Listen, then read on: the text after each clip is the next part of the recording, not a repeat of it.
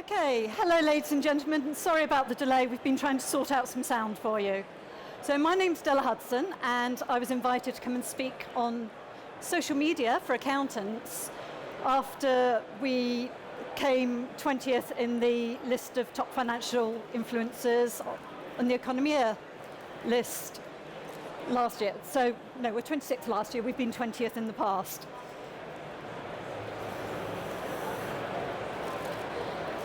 Retailers have a shop window in which you can see what they're selling. They invite you in to touch and feel. And whether what you're buying is cheap or expensive, you have the right to take it back.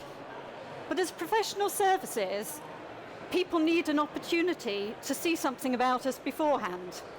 They need a frame, a window through which to see us, which we can do with speaking, with writing. But that takes up people's time. So to capture their attention in the first place, you need to get out there and meet them. So I know what sort of audience I'm talking to. Would you mind raising your hand if you're not on social media yet, or if you feel it's not working for you? Okay, so we have a few people there. And I do have to say, social media isn't right for everyone, and hopefully this will help you to decide.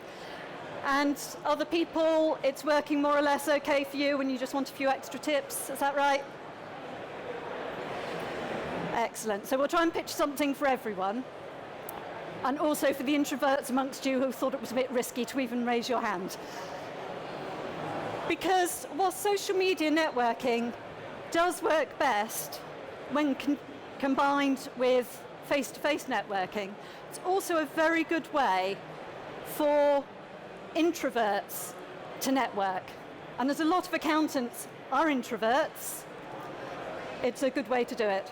Also, even if you don't mind walking into a room full of strangers, it's a lot easier if you walk into that room and people know you and all the extroverts come running up and go, "Hello, how nice to see you." So let's start with some tips. Social media can extend your reach geographically. It can help you to punch above your weight. Like I said, we came 20th, and for a small firm of chartered accountants, I was quite pleased with that. It was me running the social media. And the top 10 on that list, they're all people you'd know from TV and radio. They were really famous. So we can punch above our weight, as well as extend our reach geographically. There are various channels that you can use to get your message out on social media. I'm just looking at the three main ones. LinkedIn is where the business people hang out. They use slightly more formal language. Hopefully they don't go full-blown manager speak. It's where people might be wearing suits. Facebook, that's where people are hanging about on the beach. If you're marketing to individuals, you'll find them on there, and also smaller businesses will often market through Facebook, through personal connections there. Twitter sits somewhere in the middle. I find it a particularly good way of showing the personal side of the profession. It used to be really lovely when it was limited to 140 characters, and the mental gymnastics to make your message fit into 140 characters and still preserve correct grammar and punctuation. Yeah, I'm a geek on that. So with 280 characters now, it's child's play. You need to choose the channel that's right for you, the one where your target market hangs out, and the one that suits your style. So I'd like to work through your social media networking in much the same way you would with your face-to-face networking. We'll start with the photograph on your profile. When you go to a face-to-face event, do you turn up with a paper bag over your head? Make sure there's a nice photograph on there. Make sure it's a professionally taken photograph. And there's somebody here the headshot guy is hanging around on one of the stands today, if you haven't already got one. You wouldn't take your kids, your dog, your best mate along to a business networking event. So a photograph with any of them wouldn't really be appropriate if you're trying to use this as a business. If you take a crop out of an existing photo, as some people do, it's the equivalent of those thin, cheap business cards that you get online. You may have had them when you first started up. We're all watching the pennies, but certain things are worth investing in to create the right impression. So good business cards, professionally taken headshot. Smiling in a professional way. And I would say either look straight to the front or look to the left. You can see most social media, your headshot sits on the left-hand side, so this way you're looking towards the text. You're inviting people in rather than turning your back on them.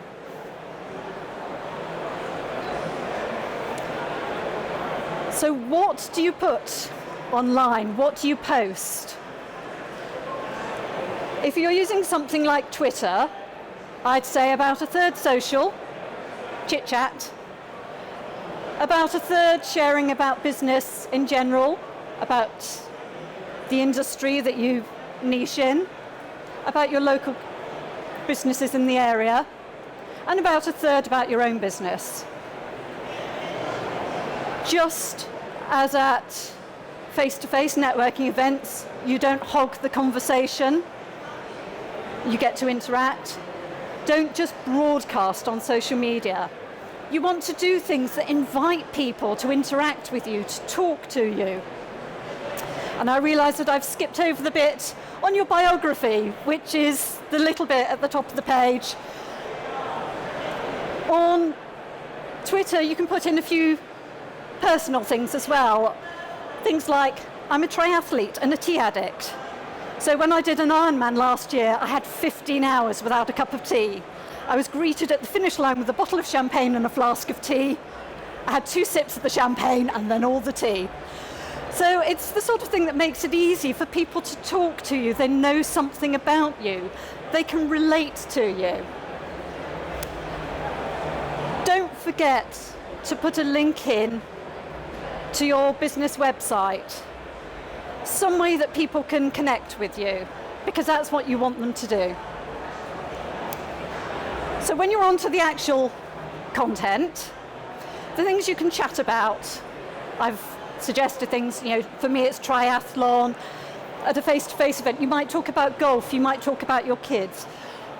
Be very careful online, you don't really know who you're talking to. So I tend to avoid posting photographs of my kids or mentioning their names or ages. Just be a little bit wary. Most people are absolutely gorgeous, you're all lovely, but there is the odd person out there.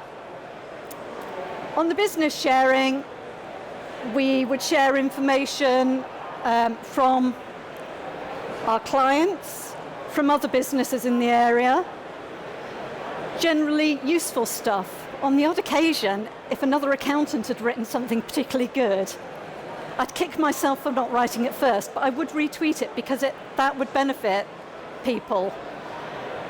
And in business, if we look after our clients, even if they don't become our clients, we're doing the right thing.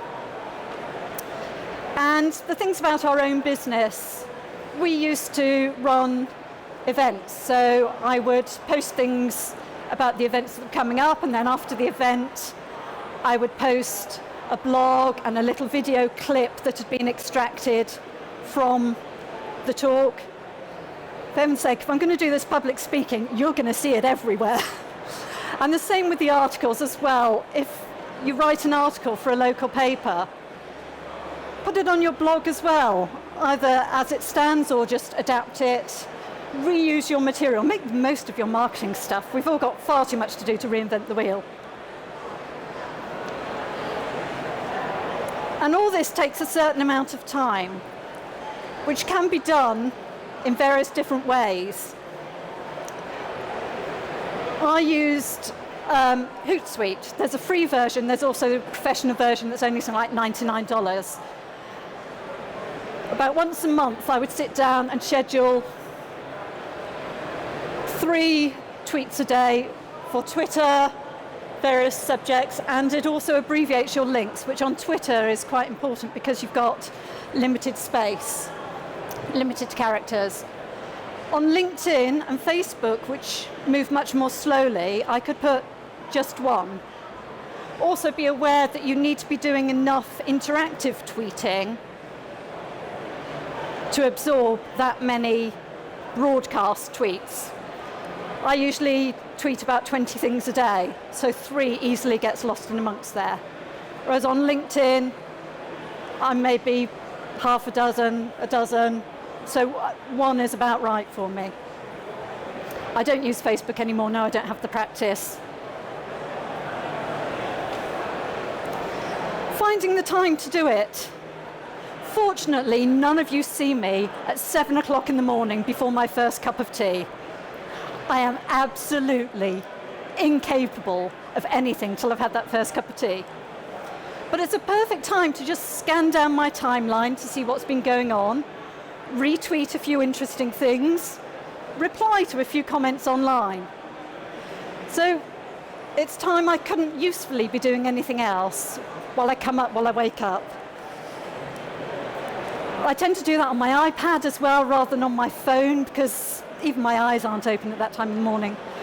The other time I find it very useful is 5 o'clock, which business-wise is dead time for me. I'm cooking dinner, I'm supervising the kids with their homework. If you've got kids, you've probably been there, done that, trying to juggle everything at once. And it's nice to be able to just chat to other people around. So for me, it's not prime business time. And this is what I mean. If that is your prime business time you're giving up in order to post on social media, that's actually quite precious time. So work out how much you can afford of your time to spend on this. You do need to be available throughout the day to respond to things. So if you're running a campaign, people will interact and you must be able to get back to them within a reasonable amount of time. On Twitter, you'd expect it to be the same day. LinkedIn, Facebook, you could probably get away with a week, but it's the faster you get back, the better. So we've got Fred Astaire looking for his new dance partner. You see the tweet, you call on Ginger. Ginger, he's after a dance partner. And Ginger's nowhere to be seen. Fred needs to audition this week. Ginger's gone, the opportunity's lost. One of the most iconic dance partnerships in the world hasn't happened because Ginger wasn't there. If you're going to be on social media, be there. So I've been speaking mainly about Twitter, which is much faster moving. And the other very good business platform is LinkedIn. With LinkedIn, you would use different language. You would use more formal language. I would rarely post anything purely social on LinkedIn. LinkedIn has your main page, where you can post a bit about you, and effectively your CV. Now, because I was trying to promote my business, all my old items on my CV I just kept as the job title and the company, because there were some quite impressive companies on there, because I didn't want to distract from the main thing. But it depends what you're using it for, what you include on there. The more information you put on there, the easier it is for people to find you. So if you've done something that will help to attract people to interact with your business, then put it on there. You then have a separate page for your business. So you'll post a lot of the stuff both on your personal profile and on your business profile, but you only interact as an individual. The nice thing on LinkedIn are the groups. Join a group. Join a group of accountants by all means. We all like to hang out with accountants, don't we? But more useful for your business is to join a local business community group. Or if you have a niche, a specialism, join their group. Once you're in the group, you can ask questions. And please, real questions, not those fake, fixed questions to prompt a specific response. They're a bit false, and I really hate them. And occasionally you might get it wrong, but try not to come across that way. And when people ask questions, you can respond as well. You can answer. You can become known as the helpful accountant in your area, in your niche.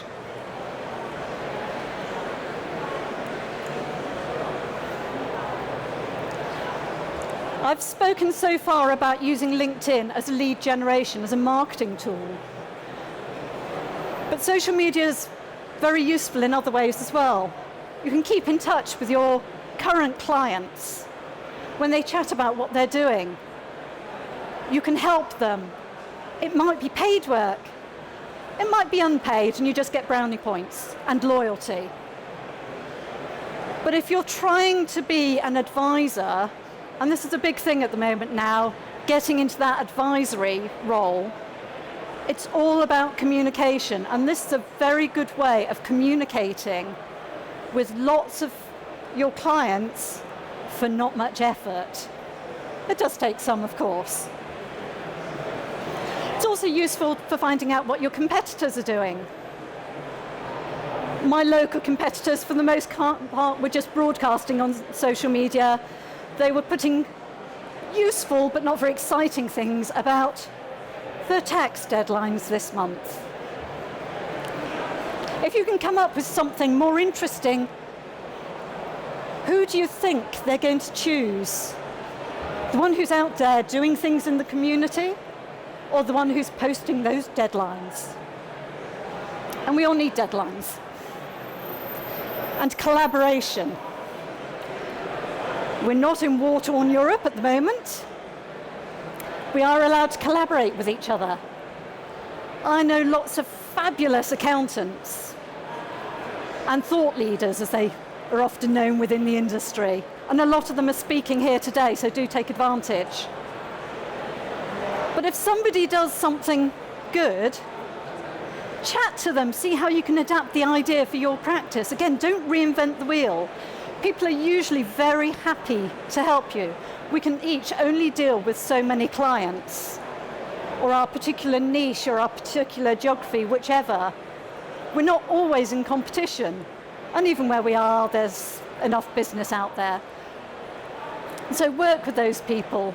I've got about 20 people I'm going to try and meet up with today. So in the end, I extended my train ticket, so I'm here tomorrow as well, just to chat to people face to face. And when you do meet up with people face to face, remember what you tell your kids. And if you're not a parent, then you probably know the theory even better. Meet in a public place. This is exceedingly public, or another local networking event, whatever. If they don't have their own staffed offices, you can use a local cafe or a business lounge or something like that to extend the relationship. Because this is where the real gold dust is when you meet people face to face. Make sure somebody knows where you're going, where you'll be back. So all the usual things that you possibly do already when going to those first client meetings if they don't come to you. And if you're not comfortable meeting somebody, just say no. Your safety comes first. I've got somebody who invited me for a game of squash. He was a little bit creepy. He may have just been overly demonstrative, but I wasn't happy and I did say no. So put your safety first. A lot of people think that the more followers you've got, the better you're doing. But we're accountants. We know to look beyond the numbers. We want quality connections. So there are ways that you can get thousands of connections, but if they're genuine interactive connections, you don't actually need that many. You just need enough. This is my absolutely best tweet numerically. I got over 3,000 likes, retweets, responses, chats, debates, arguments. It was slightly controversial, which isn't something I usually do. I try and stay away from religion and politics, like any good dinner party. But very few of those people who interacted were business owners, my target market. So it's all very well, and great chat, great debates, but that didn't do anything for my business. So some of the things that you can do for your business, feel free to take a photo or connect with me later, and I'll forward it to you. If you're not set up yet on social media, do it. Give it a go. It may be some of the people here who weren't set up yet, you will decide it's not for you. And like I say, that's an equally valid outcome. You'll have saved your time just for the sake of a half-hour chat here. Get your headshot updated. I would love to have a photo of me 20 years ago. I was slim, I was gorgeous. Well, compared to now. I didn't have all these laughter lines. But people wouldn't be able to recognize me. The number of people today who've already come up to me to say hello because they know me online.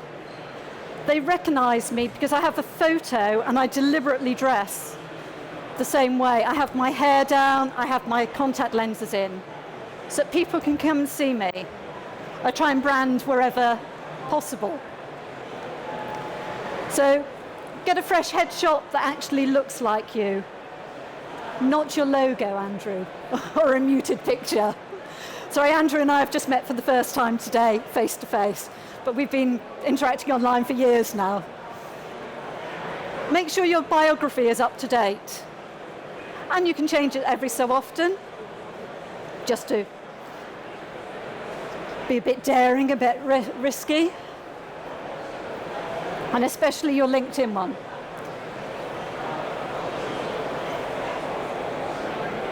Basic, make sure your website link is in your biography or however you want people to contact you.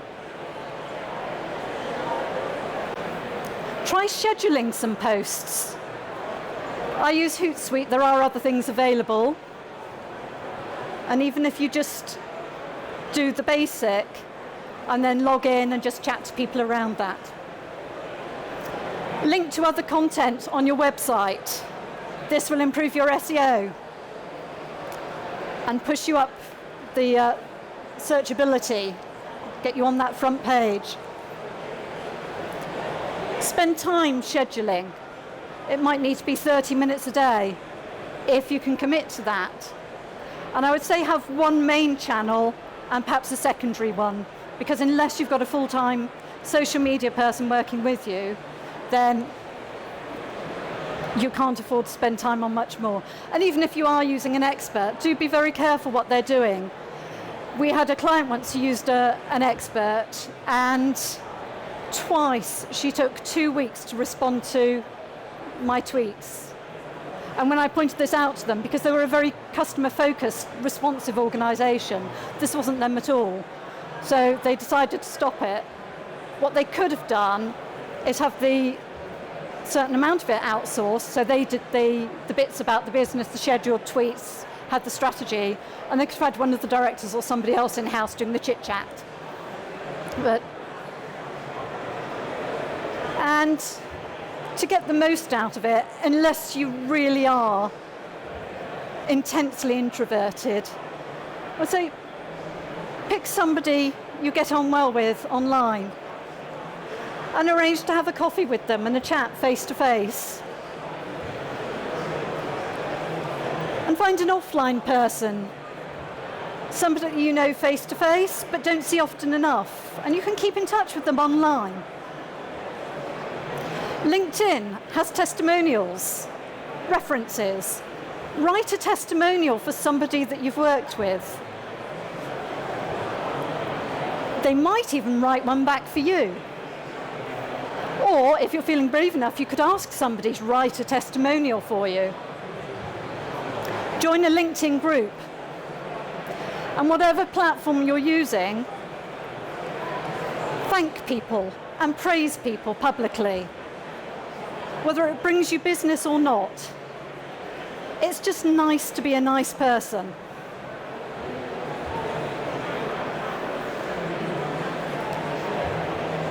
So in the same way that the golf course was a perfect place for the previous generation or more traditional accountants to network, we're now based in the cloud. We're doing things virtually. You can get out there. You can extend your reach geographically. You can punch above your weight. I seriously believe that social media will get you a lot more interest than playing golf, says the woman who has never picked up a set of golf clubs in her life. One day, when I retire. But for the time being, I'm staying in the dry while other people can network in the rain on the golf course. So if you want to connect with me on LinkedIn or on Twitter, my details are there. And we've just got time to take some more questions if people have questions. Anybody feel that there are extra bits they could be doing, something they're not quite sure about?